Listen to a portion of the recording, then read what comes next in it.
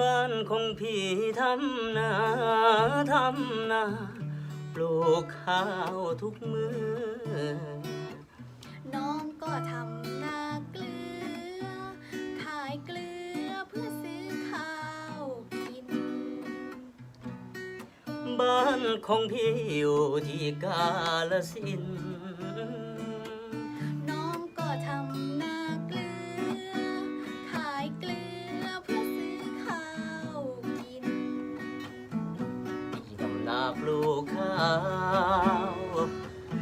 รักน้องสาวแก้มเรือน้องก็ทำนาเกลื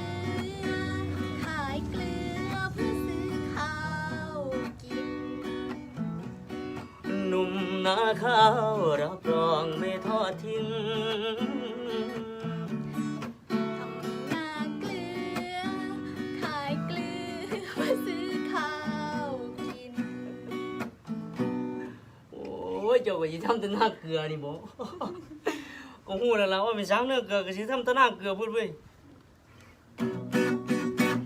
โอ้ยเศร้าดอก